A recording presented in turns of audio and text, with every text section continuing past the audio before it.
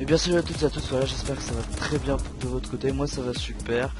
Ouais, ça va super, enfin je suis un peu malade, enfin bon bref. Passons, voilà, moi je suis de retour pour une nouvelle vidéo.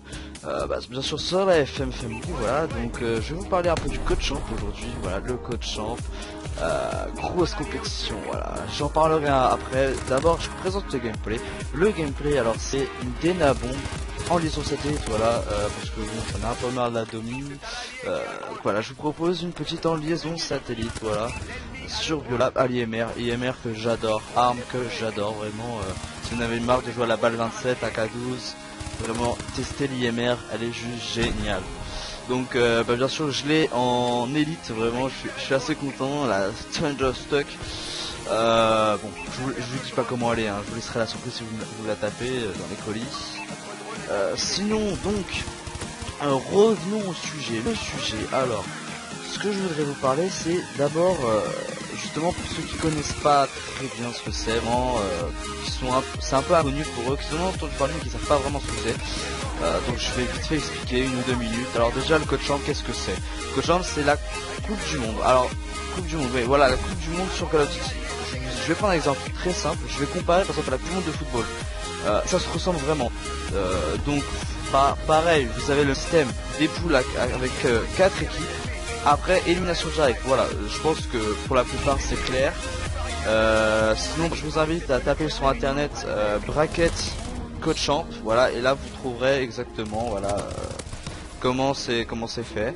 Donc voilà, il y a 32 équipes avec un gain à la fin, bien sûr une bonne récompense, plus d'un million, non, c'est 1 million de dollars, 1 million de dollars, et ouais. Donc je peux vous dire qu'après les Grecs, non, j'arrête et tout. Je vais pas rentrer là-dedans, donc voilà, une grosse compétition, c'est la plus grosse de l'année vraiment. Bon, bien sûr cette année ce sera dans ce droit, enfin voilà. Donc cette année, donc bien sûr comme d'habitude, comme chaque année, ça va se dérouler à Los Angeles. Voilà, je pense que c'est pas une découverte pour ceux qui suivaient déjà avant. Du 20 au 29 mars, donc je regarde là, oui c'est dans moins d'une semaine vraiment que ça commence, dans 6 jours exactement. Donc moi personnellement je vais vraiment suivre la compétition cette année vraiment. Je me dis vraiment, j'ai même pas envie de louper un match, voilà, vraiment chaque année c'est comme ça, j'ai même pas envie de louper un match, je vais même tous les regarder en replay s'il faut pendant encore une semaine. Mais c'est vraiment une compétition, je crois que c'est vraiment la seule que je suis vraiment, voilà. Oui, je sais, je suis un peu no life pendant ce temps-là. Donc voilà, alors les 32 équipes de cette année, alors il y a 14 américaines, voilà, c'est pas une surprise, hein, 14 américaines, 14 européennes, voilà, c'est égal, dont 3 françaises. Oui, c'est la première fois qu'il y a 3 françaises, avant il y avait toujours 2, là c'est cool, vraiment il y en a 3, donc il y a 4 anglaises aussi là-dedans, 3 australiennes. Je m'y attendais pas du tout, non, je pensais qu'il y en aurait une ou deux, mais 3 vraiment. Je savais pas que l'esport là-haut est aussi gros, aussi développé, pardon. Donc on va finir une brésilienne, voilà, comme ça fait un peu tous les continents. Bon, il en manque, ouais, il manque là-dessus. Enfin bon, je vais pas rentrer dans les détails. Alors. Donc les équipes françaises. Alors il y a Vitality X, Ascientia Gaming et enfin Hyper Games Team. Voilà. Bon, je vais un peu vous parler de ce que j'en pense. Déjà, pour commencer, Vitality X, je pense que vous êtes tous au courant. Il y a eu du changement parce que Gotaga, voilà, je pense que c'est le chef. Vraiment, c'était le plus gros élément justement de cette équipe. C'est un peu bizarre, vraiment. Je sais pas comment ça va se passer. Normalement, il y aurait les pick-up. Normalement. Peut-être qu'entre temps ils vont changer, même, je pense que c'est mieux quand même, c'est mieux, hein. Je pense que même s'ils vont un peu moins fort le 4ème joueur, je pense que c'est mieux pour eux de prendre quelqu'un d'autre que Gotaga. Pourquoi? Parce que bon, voilà, quand tu joues pas pardon, avec une personne pendant plus d'un mois par exemple, enfin, quand même pas un mois, voilà, quand tu t'entraînes pas vraiment avec elle et que tu t'entraînes juste pour le Code Champ, c'est assez compliqué, alors qu'une personne déjà que tu recrutes et que tu t'entends déjà bien avec elle, voilà, vous avez vos petites techniques et tout, c'est super.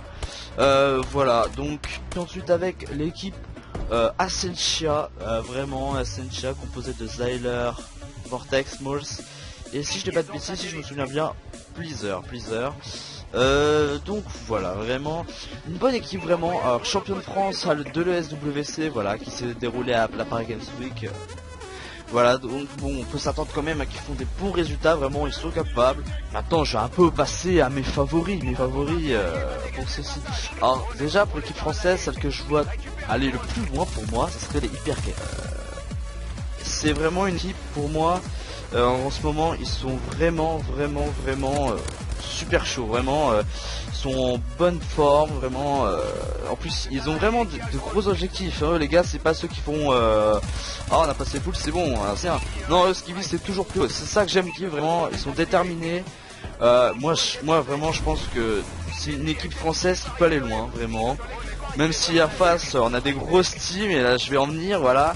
Pour moi le vrai favori, vraiment celui qui va gagner, c'est bien sûr une équipe américaine comme ça chaque année. Alors moi ça serait plutôt Optic Gaming ou Optic Nation. Pourquoi? Alors déjà parce que déjà de base j'aime vraiment Optic, c'est vraiment une équipe que j'adore. Voilà. Et en plus là par rapport à l'année dernière il y a vraiment de bons éléments. Donc, je prends par exemple Optic Gaming, bon bien sûr il y a le Tradition Nate Scamp, mais là en plus il y a Crimzix, un très bon joueur, vraiment un slayer de malade. Je pense que pour ceux qui connaissent un peu la compétition, je pense que vous le connaissez, il est vraiment au top. Pareil de l'autre côté Nation, moi je le sens un peu moins, mais quand on voit l'un des joueurs qu'ils ont qui s'appelle Karma, c'est juste pour vous dire, pour moi c'est le meilleur joueur en duel au monde. Vraiment, moi pour moi c'est vraiment joueur du... Oh là là, j'ai un peu mal. Le meilleur joueur au monde. Tout simplement, je vais prendre comme exemple, l'année dernière il a gagné la compétition justement de duel. Vraiment, la compétition de 1-1, il est arrivé premier, donc champion du monde, patati patata en 1-1. Donc voilà, maintenant j'ai fini mon petit sujet. J'espère que vous serez présents aussi pendant les poules, vraiment, qui vont bientôt avoir le bracket va être tiré comme à la Champions League si vous voulez, voilà. Bon, si vous voulez je vous ferai aussi une petite vidéo pendant, non plutôt après voir ce qu'il en est sorti de ce petit code champ. Voilà, j'envoie cette vidéo aux chaînes communautaires, j'espère qu'au moins avoir un bon retour. Peut-être même être au pote, ouais, ce serait super d'être au pote, vraiment, ce serait cool. Voilà, sur ce, en tout cas, c'est tout ce que j'avais à dire. On se retrouve, je pense, pour un petit live, peut-être sur Minecraft. Ouais, Minecraft, vraiment, de temps en temps, c'est bien de changer de Call of, vraiment, un petit Minecraft ou GTA, ouais, Minecraft ou GTA. Voilà, donc, j'espère que ça vous aura plu. Moi, je vous retrouve pour une prochaine vidéo. Et, sur ce, à plus.